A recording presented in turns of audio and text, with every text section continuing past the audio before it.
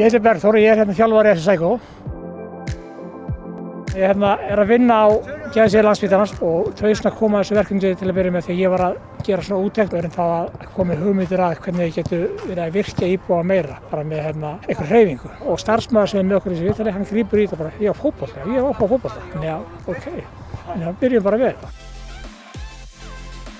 Fyrir suma er þetta eina hreyfingi sem þeir hafa, þessi aðilar sem hafa jafnvel veikstengsta lífsleiðinni verið að spila fótbolta einhvern tímann áður en þau veikjast, en að koma svo í eitthvað svona og fá að njóta sín. Það er engin pressa á að menn þurfi að klára alla æfinguna en eins og leiðis að það er allir jafnir og allir að vera með. Það er bara að vera hluti af hóp, það skiptir miklu máli. Því fótbolta eiga allir að vera jafnir, það er bara leiðis. Og á vellinum þá á enginn að sjá hver eitthvað.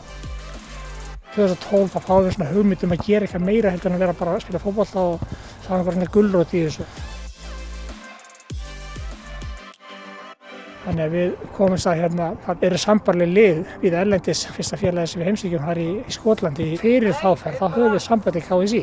Hvort myndu styðja okkur aðeins meira og svona KSÍ styrkja okkur með boltum, búningum og keilum og alltaf rosalega spennandi fyrir marga að fara erlendis og vera í vertum búningum og það var við að horta á okkur alveg heima. Það var eins og landsliðið var á ferð og þannig að við höfum farið til hryggalanda, munum halda því áfram eftir COVID-ið og vonandi þá innan einhverja ára þá verður haldið Evrópu eða heimsmeistaramót hér á Íslandi, bara í geðveikum fótbolta. KSÍ hefur alltaf verið með tengilið við þessi grasrótarverkefni, en samstarfið er virkilega skemmtilegt og gott. FC Sækó er geðveikur fótbolti.